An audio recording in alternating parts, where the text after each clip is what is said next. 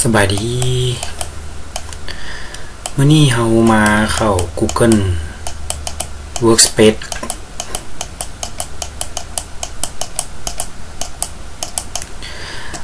ของเฮาอีกเนาะมื้อนี้ Google Workspace นั่นก็คือ Google Photo เนาะGoogle Photo นี่คิดว่ามันบ่ได้ใช้ฟังก์ชันอย่างหลายเนาะเพียงแต่ว่าเฮาเอาไปลิงก์กับโทรศัพท์ของเฮาแล้วมันจะเฮ็ดให้โทรศัพท์ของเฮานี่ผูกรูปต่างๆเนาะไปใส่กับโทรศัพท์แล้วบางทีมันเต็มมันอย่างเนาะเฮาหรือว่าเฮาต้องการรูปเนาะเพราะว่าหลังที่อาจารย์ได้สอนส่วนหลายเนาะก็คือคนนี่เป็นนักเรียนเนาะแต่ละคนเพิ่นก็บ่อยากลืมรูปตัวนั้นเนาะแต่ว่ามันมีวิธีเอาออกแบบเทื่อเดียวแล้วเลยนี่เอามาเบิ่งกันสมมุติว่าอันนี้เป็นตัวใหม่เป็นอีเมลที่มีรูปหลายเนาะ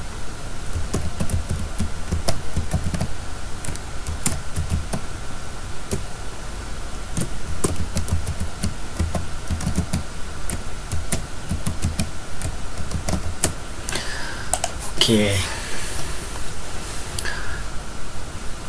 คเนาะตัวนี้เป็น Gmail อยู่ในภาค Gmail เนาะถ้าว่าผู้ใดสนใจก็ไปเบิ่งคืนได้อยู่ที่Google Create Mail เนาะสร้างเมลทั้งไส้เมลแล้วก็ทั้ง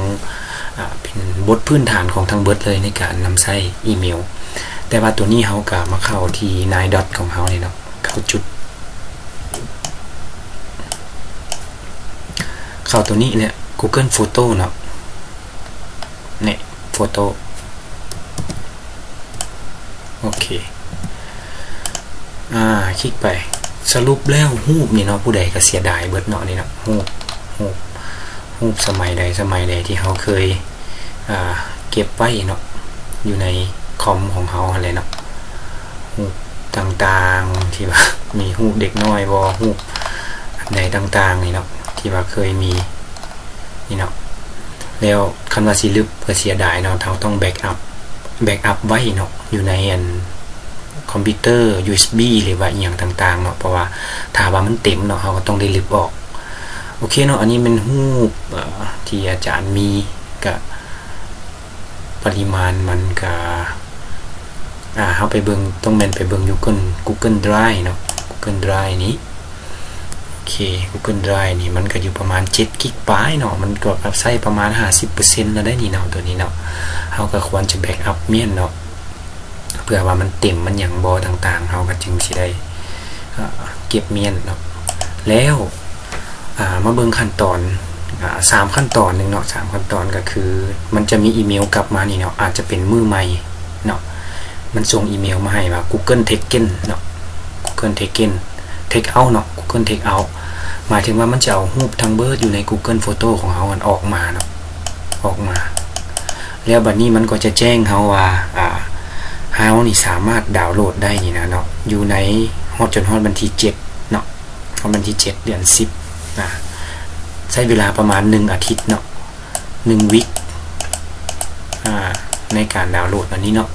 ฉะนั้นล่ะถ้าว่าเฮาเฮ็ดมื้อใดเนาะเฮาก็ต้องได้มื้อต่อไปเนาะเฮาก็ต้องโหลดได้ว่าบ่เกิน7วันเนาะต่อมาเนาะปริมาณของการเซฟไว้เนาะคืออาจารย์มีเมลโทรศัพท์ของอาจารย์ที่ว่ามันเพเนาะอยู่45 กิกเนาะความหลายของมันก็มีแต่ดาวน์โหลดอยู่บนนี้เดี๋ยวเฮาจะมาพาเบิ่งเทเลสเต็ปต่างๆเลยเนาะในการเฮ็ดดาวน์โหลดเอารูปภายในครั้งเดียวเนาะบ่แม่นเฮ็ดเทละรูปโอเคหลังจากที่เฮาเข้ามา Google Photo เฮาแล้วเนาะเฮาก็เข้ามาที่ตัวนี้เนาะ Setting เนาะปึ๊บคลิกใส่ Setting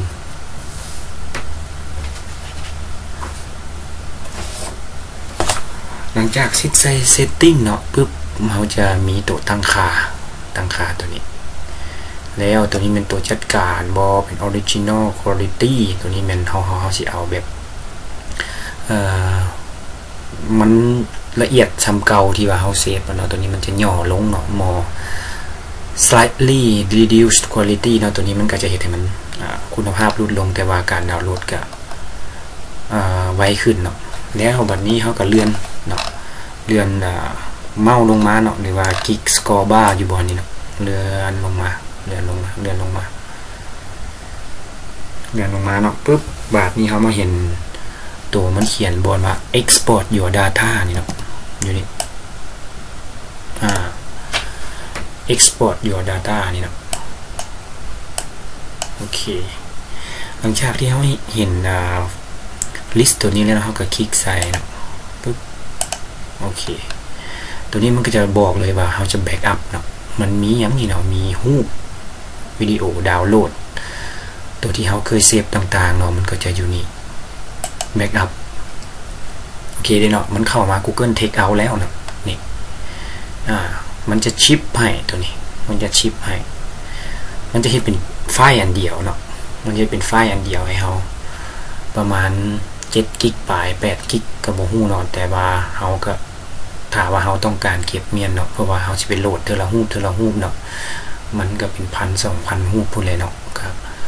เฮ็ดเทื่อเดียวแต่ว่าใช้เวลาเนี่ยก็สร้างมันเนาะคลิกปึ๊บ next step เนาะหลังจาก next step แล้วเนาะตัวนี้มันเราจะเซฟแบบไหนเนาะ export one นี่เนาะก็เฮ็ดให้มันเป็นไฟล์เดียวเนาะแล้วมันจะส่งดาวน์โหลดลิงก์เมล white mail ตัวนี้เนาะก็คือตัวที่เปิดให้เบิ่งเมื่อกี้นี้เนาะนี่เนาะ white mail บ่นี่ตัวนี้เนาะนี่เนาะตัวนี้นะมาให้แล้วเขาก็สามารถดาวน์โหลดเอาได้ปึ๊บนี่เนาะ export one เป็นไฟล์แบบประเภทใดแบบชิปเนาะหรือว่า TGZ ส่วนหลายก็เป็นแบบชิปเนาะเขาก็เลยบุคลิกเอารูปเขาเลยสบายแล้วปริมาณปริมาณของรูปของวิดีโอของอย่างเขานี่เนาะ2กิกบ่พอเนาะมันอยู่ประมาณ10เกือบ10กิกเนาะแต่ว่าเขาใส่เต็มแม็กซิมัมให้มันเลยเนาะ50กิกถ้าว่ามีตัวใดก็ให้มันเอามาเบิดเลยเนาะบ่อันนี้หลังจากที่สำเร็จแล้วเนาะก็เพียงแต่คลิก create export เนาะปึ๊บวันนี้ก็เพียงแต่รอท่าเนาะรอท่ามันใช้อยู่1 October 8 โมง28นี่เนาะ ตัวนี้มันใช้เวลา8 โมง 28ก็ปล่อยมันส่งจนกลัวอาจจะใช้เวลาประมาณอย่างต่ำก็3-4 ชั่วโมงเนาะ3-4 ชั่วโมงสำหรับเมลที่อาจารย์ได้ดาวน์โหลดมาก่อนหน้านี้เนาะมันใช้เวลาอยู่24 ชั่วโมงเนาะ24 ชั่วโมงแต่ความจุของมันนี่นะมันอยู่45กิกเนาะปริมาณของมันนะถึง45กิกเนาะมันใช้เวลา1 มื้อเนาะหรือว่า24 ชั่วโมงนี่เนาะเพื่อดาวน์โหลดรูปของเฮามาอยู่ในเพื่อสิเซฟไว้ในคอมพิวเตอร์เนาะตัวนี้มันเฮาก็สะดวกหลายเนาะแต่ว่ากาซ่าเนี่ยก็คือน้ำอินเทอร์เน็ตของเฮาเนี่ยเนาะอาจจะต้องได้เปิดคอมไว้เปิดมือเนาะหรือว่าบ่อยากเปิดก็ปิดไว้ก็ได้เนาะแต่ว่าถ้ามือใหม่มามันก็จะเฮ็ดให้โดยการชิปให้โดยการ extract ไฟล์ที่รูปแล้วก็วิดีโอของเฮาไว้ให้เฮาเก็บไว้เลยแล้วถือว่าสำเร็จแล้วเนาะตัวนี้แม่นเฮาไม่ได้รอท่าอีเมลของมือต่อมาเนาะเฮาก็จะได้รับอีเมลนี่เนาะได้รับอีเมลอยู่ในอีเมลของเฮาเองนี่แหละเนาะนี่อยู่ในอีเมลตัวนี้เลยมันจะเข้ามา Active Data มันบ่ไวแบบนั้นเนาะมันบ่ไวแบบนั้นกันสิใช้เวลาอยู่ประมาณอย่างต่ำที่สุดแล้วเป็น2 ชั่วโมงหลายสุดก็เป็น24 ชั่วโมงเนาะหลายสุด24 ชั่วโมงตามที่ว่าได้เคยลองมาถ้าว่าเนาะคลิปนี้มีประโยชน์ก็ฝากกดไลค์กดแชร์แล้วก็กดเซฟคลิปนี้ไว้เนาะเพื่อเราจะได้ไปนำใช้เอารูปของเราที่ว่าอยู่ใน Google Photo นี่เนาะที่เราผูกไว้กับอีเมลเราผูกไว้กับโทรศัพท์เนาะให้เราสะดวกง่ายขึ้นแล้วก็ฝากติดตามเนาะอาจารย์จะได้สอน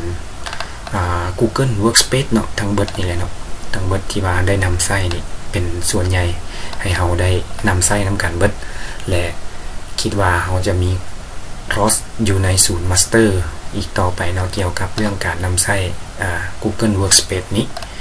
ถ้าว่าผู้ใดสนใจก็ติดต่อไปทางศูนย์ของเราได้นะแล้วก็เบิ่งเพื่อลงทะเบียนแล้วก็ศึกษา เพิ่มเติมไปนำกันโอเคสำหรับมือนี้ Google Photo เนาะ